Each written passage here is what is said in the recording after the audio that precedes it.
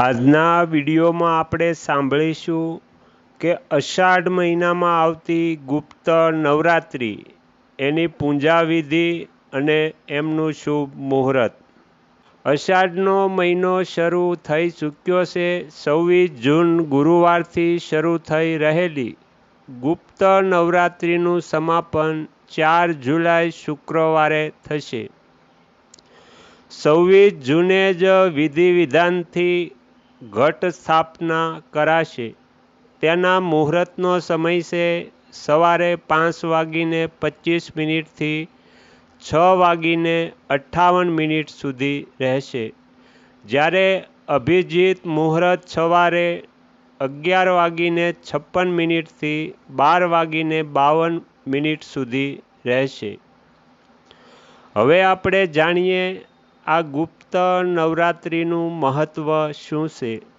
તો આ નવરાત્રિ તંત્ર મંત્ર અને ગુપ્ત સિદ્ધિઓ માટે પ્રચલિત છે। માનવામાં આવે છે કે ગુપ્ત નવરાત્રિ મા દુર્ગા અને તેમની 10 મહાવિદ્યાઓની પૂજા કરવાથી તમામ પ્રકારની મનોકામના પૂર્ણ થાય છે। સાથે જ આ દરમિયાન 9 દિવસ વ્રત રાખવાથી લોકોના તમામ પ્રકારના કષ્ટ દૂર થાય છે।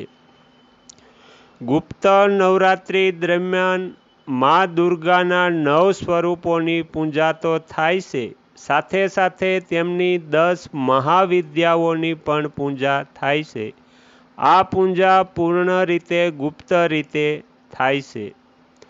મા દુર્ગા 10 મહાવિદ્યાઓની પૂજા કઈ રીતે કરવી તે આપણે જાણીએ।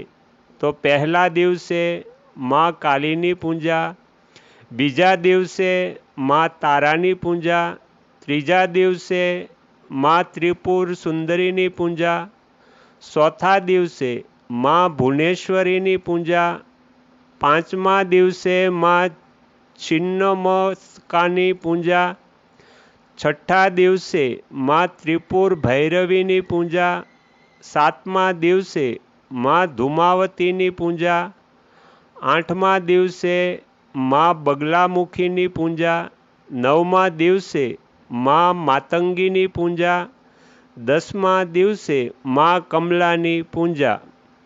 આ પ્રમાણે પૂજા કરવામાં આવે છે। તો હવે પૂજા કઈ રીતે કરવી તે આપણે જાણીએ। તો ગુપ્ત નવરાત્રિના દિવસે વહેલી સવારે સ્નાન કરી પૂજા સ્થાન પર મા દુર્ગાની મૂર્તિ કે તસવીરની સ્થાપના કરવી, માતાને ફૂલ અને ચોખા અર્પણ કરવા, ત્યારબાદ ધૂપ અને દીપ પ્રગટાવો, મનમાં મા દુર્ગાના મંત્રનો જાપ કરો। આ દિવસે તમે દુર્ગા સપ્તશતીનો પાઠ કરી શકો છો। બાદમાં માતાની આરતી કરો અને પોતા માટે આશીર્વાદ લો અને આ મંત્રનો જપ કરો। ઓમ એમ હરીમ ક્લીમ ચામુંડાય વિચે। આ જપ કરવાથી માતાની પ્રસન્નતા પ્રાપ્ત થાય છે। આગળના વિડીયો જોવા માટે આ ચેનલને સબસ્ક્રાઈબ કરો અને જો આ વિડીયો પસંદ આવ્યો હોય તો લાઈક કરો।